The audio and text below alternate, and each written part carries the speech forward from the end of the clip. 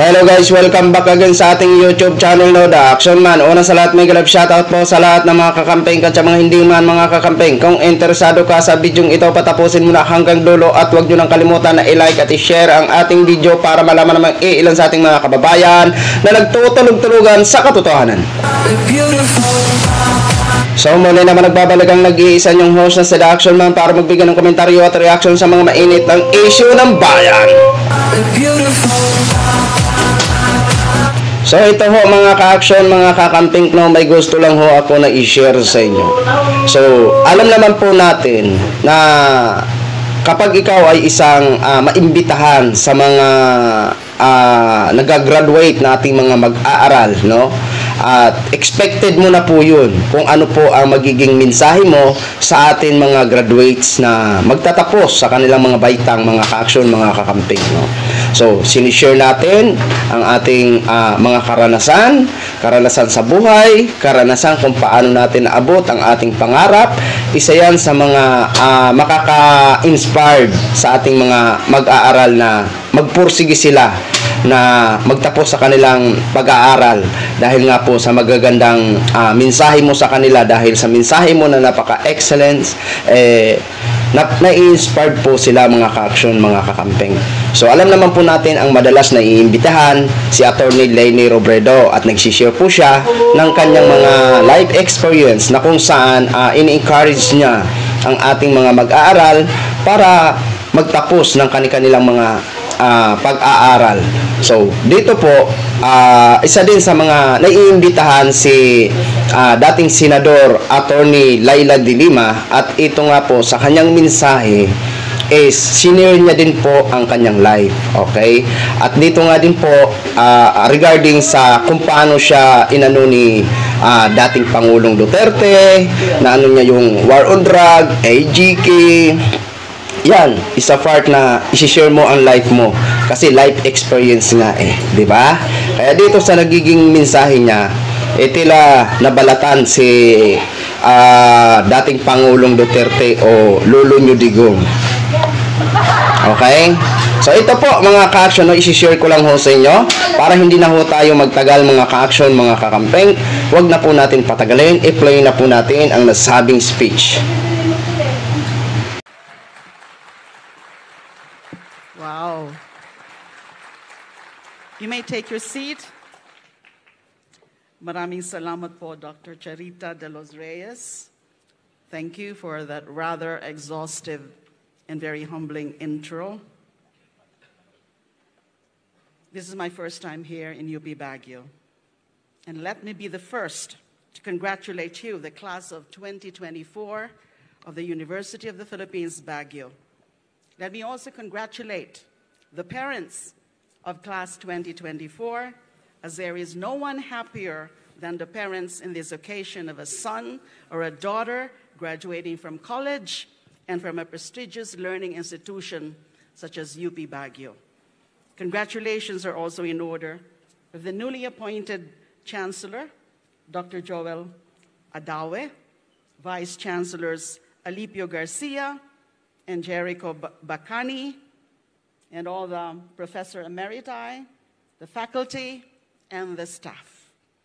Maganda, pero napakaulan na umaga sa inyong lahat. Akala ko po makakancel itong event natin ngayon. I was watching from the hotel. You know, the pouring of the rains was seemingly non-stop. Pero buti na lang. I'm very, very delighted to be with you. I can only surmise that most of you have followed my personal travails as a politician and public servant, and that I have somehow gained a certain amount of sympathy from the constituency of this university. Siguro naman, ano? I would have not been surprised if the invitation to speak before a graduating class came from my hometown of Iriga City or from any of the colleges or universities in Bicol. Alam niyo po, ngayon lang po ako ulit gumagamit ng ganitong mga gadget. Nangangapa pa po ako because I was totally deprived of the use of these things when I was there at the PNP Custodial Center. You see, my links to the North are not that substantial for me to merit the prestige of being with you on this most important day of your life in this wonderful city. Unfortunately, my most popular link to the North, aside from lawyering for reformist politicians like former Isabela Governor Grace Padaka when I was still an election law practitioner, is actually a case of red tagging. I was targeted and identified with Ilocano Jose Maria Sison since his wife, Juliet de Lima, is a distant relative of my late father. This distant relation to Joma's wife was also used by the Duterte regime in their demolition job against me when they tagged me as a communist sympathizer. This was, of course, in addition to the equally ridiculous accusation that I was a protector of the Bilibid drug trade, that I was the Bilibid drug trade queen. I am the least to be a communist.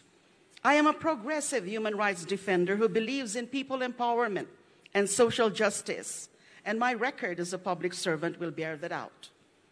During my more than 6 years of incarceration, I actually became more religious, following a strict schedule of prayers, praying for my freedom and that of the Filipino people from the clutches of a violent regime. I also like nice clothes, to a moderation, of course. This has become a problem because after almost 7 years behind bars and without a proper wardrobe, I now have to work double time to come up with a decent collection for occasions such as this. I have to do this because, you see, I lost some weight inside Camp Crame, and that's good. In the past few months, after gaining freedom, I have accepted countless speaking engagements, too many, I think, for my own rest and comfort. But that is okay. Nothing beats being free and happy, once again, to be with friends and loved ones. Being free also lets me accept invitations like this and grab the opportunity to share my life experiences and my struggles as a public servant, a politician, and a political activist. This occasion is special. Being chosen as a graduation speaker for UP Baguio is very flattering. Thank you very much for the honor, UP Baguio. This invitation and standing before all of you today brings me much honor, and I want all of you to know that. During these occasions, two things stand out: work and career. After this march and last gathering among your peers as students, all of you will be too busy for work and planning your careers to even care about a lot of things that occupied you in the past. Most of you will be choosing between two opposing options: stay in this country or plan your migration for further studies or to work abroad. That is a real choice that will change the course of your life. You will do well not postponing it for so long in order to avoid your what-if moments 10 or 20 years from now. How do you envision yourself in 2034, in 2044? You don't have to make that decision now, not today at least. Today is a day of celebration. For now, let me share some thoughts and life experiences that you can go back to once you come around to planning your future for yourself, your family, and your country. The first lesson that I'd like to share with you is that no matter how you feel isolated or lonely or fettered in your choices, the immutable fact of life is that you are never alone. There is this line in the last Star Wars movie that goes like this, quote, "They hope to defeat us by making us believe that we are alone," unquote. In life, defeat only comes when you start believing that you are alone. The good news is that being alone is not the natural state of human existence. The bad news is that a lot of us still believe that it is. For myself, it is in the most ironic of circumstances that the realization came to me. It is in involuntary physical isolation, the most isolated I've been in my entire life, that I felt solidarity and communion with others. Pardon the cliche, but it was my version of the footprints in the sand. It was in my lowest moment that my family, friends, and relatives carried me and helped me with the burden of isolation and persecution. Never underestimate the human capacity for compassion and empathy. Sure, both are always contested for dominance by greed, hatred, intolerance, and entitlement. But again, the natural state of humanity is community and social existence. This is why we do not go around killing each other every day as a matter of course. No, instead, we go out every day to work so we can provide for our families and be productive members of society. Caring is our natural state. Not caring is a social deviation, and taken to its extreme forms is penalized as crimes. Let us keep it that way, even when at one point in a recent past, a lot of us decided to give state-sponsored summary executions a chance to be the path to national transformation and social reform.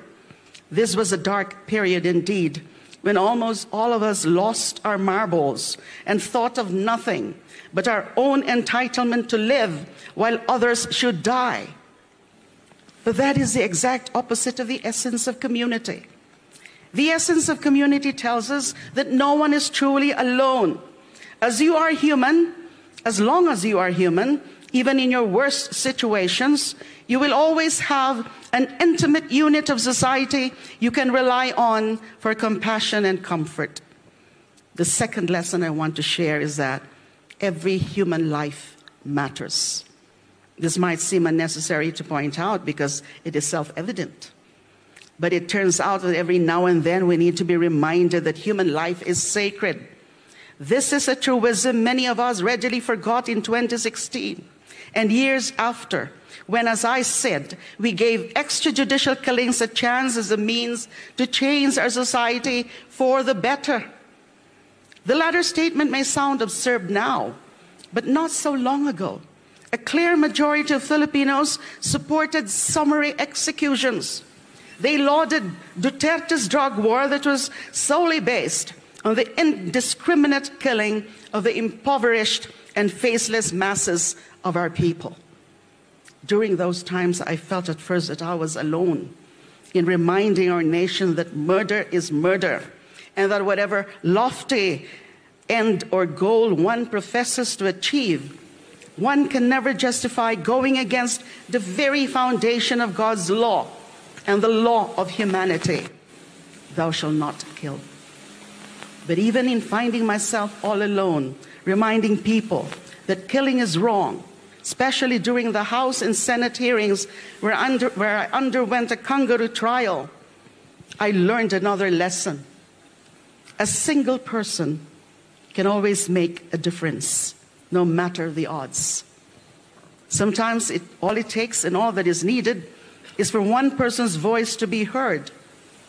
I call it the Tiananmen man's moment, recalling that episode in history when one man stood in front of a line of tanks to defend the pro-democracy student movement in Tiananmen Square. This is especially true when making your voice heard against what is unpopular but wrong is the only right thing to do. Do not be afraid to go against the tide of public opinion, especially when it is driven by no more than illusions and novelty, if not by the sheer frenzy of a collective madness. Your voice matters. And it could be that one single voice, though silenced, it might eventually prove to be the only voice of reason. This brings me to the fourth lesson, one which I've always known and believed to be true, and which is the reason why I keep on fighting. There is hope for this country. This might seem counterintuitive at a moment and at other points in a recent past, but this belief is reinforced by the previous three lessons that I've already shared. I remain hopeful for our people in this country, despite 2016, despite 2022. It is not that I do not have any choice. Unlike most of our countrymen who are bound to the soil, the seas, or the labor into which they were born and in which they will most likely see the end of their lives, I had choices. Like you, I had the opportunity of choosing to remain or to seek my fortune in other countries where the struggle for social change is no longer an imperative. The turnaround in public opinion in the 6-year drug war is an example that things can still change for the better. In the same Congress where I was crucified, Duterte and his men are now the ones being investigated for the killings they committed in the drug war. In fact, I was invited as a resource person in that hearing, and tomorrow I will be appearing in the House to testify in their inquiry on Duterte's drug war.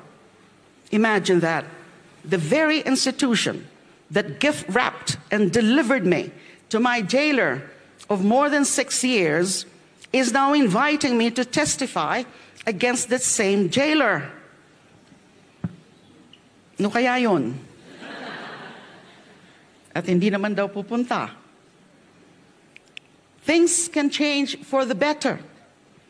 What is certain is that even if people dedicated to change will only achieve a small percentage of their objectives, small victories will always matter. Change will be slow. It will not be revolutionary or cathartic. It will never be instantaneous. Nothing good comes out of instant solutions that are promised by men and women who have barely studied our history and learned from its people. We should know this by now. The promised eradication of crime and drugs did not come true with the instantaneous killing of thousands of impoverished Filipinos. It was a short-sighted solution to a complex social problem. It was not even a solution at all. It was a populist platform that fed on people's fears, impatience, and sins of entitlement. It had no foundation on the basic premise of what the intended solution is for in the first place: the attainment of a just and democratic society with compassion for those who have the least opportunity in life. That change would be revolutionary and would come automatically was also the first mistake of the 1986 February EDSA revolution. Many of us then thought that after toppling a dictator, we could just all go back to our usual routines. We should all just go back, minding our own individual lives, and leave governance to the politicians and the bureaucrats. We now know that this is wrong, especially if we expect social change. We can never assume that centuries of economic marginalization of the majority can change into one of equal opportunities overnight. This simply does not happen. One builds a future brick by brick in a painstaking process we call democracy. Twice we already experimented with the authoritarian method, from 1972 to 1986, and most recently from 2016 to 2022. If we have learned anything from these experiments, it is that we cannot issue a blank check to a single leader to change the country for us, even if he promises to do it in 6 months, and especially if he promises to do it in 6 months. The key to change lies before us today, as we now see it in each and every one of you, the graduates of 2024. Quality education for every Filipino at all levels, from primary to tertiary. Many of the UP graduates I have met came from humble beginnings. More often than not, their public education became a whole family's passport out of poverty and into the modern world of economic mobility. From the august halls of UP also came the various intellectual and organizational leaders of transformative political and social movements. From the days of martial law up to the present, UP graduates were at the forefront of intellectual ferment in our society. And for those who also had the skills and dedication for its demanding work, they were also the pioneers in grassroots community and sectoral organizing. VP Leni Robredo was one of them. This brings me to the fifth and final learning I will share with you today. This lesson is why we hope, and that is why there will be change for the better.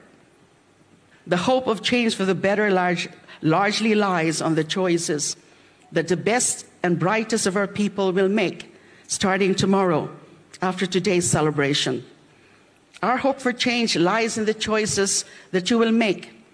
As I said, some of you will choose to seek greener pastures abroad, and that is not something unusual, given the global interconnectedness that has made your generation more of citizens of one world rather than of separate nations. For those of you who choose to stay, there is only one thing that worries me. I worry that someday in the future, a generation from now, you will regret the choice that you made. I hope that you do not become like those in our generation and the generation after us who are so disappointed in the lack of progress for half a century that they regret not migrating the first chance that they had.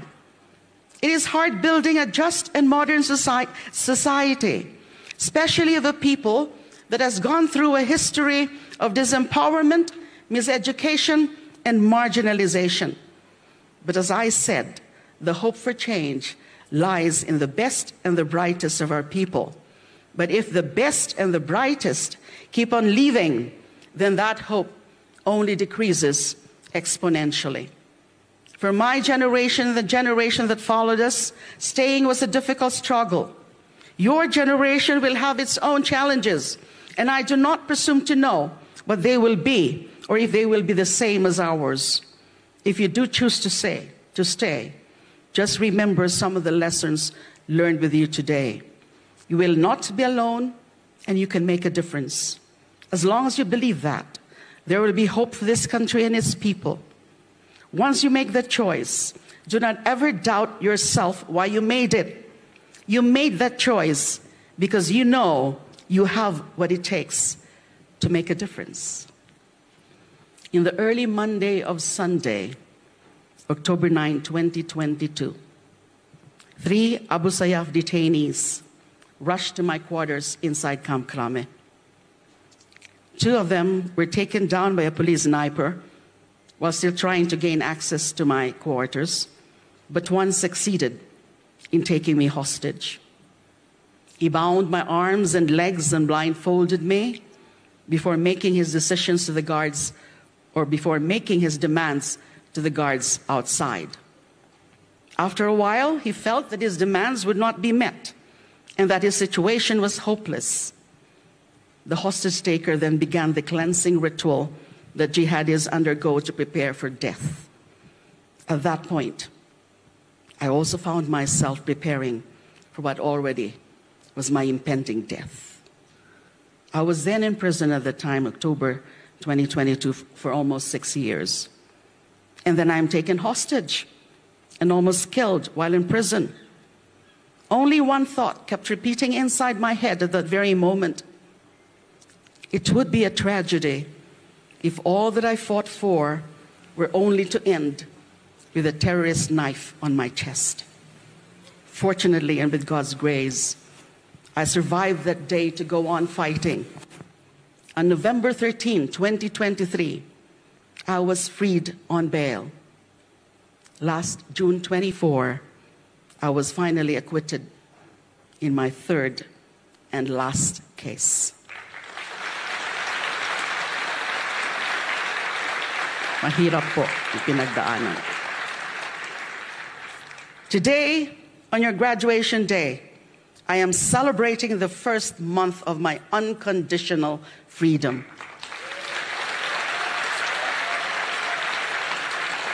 In this, my second life, I renew that choice I made long ago to stay and fight for this country.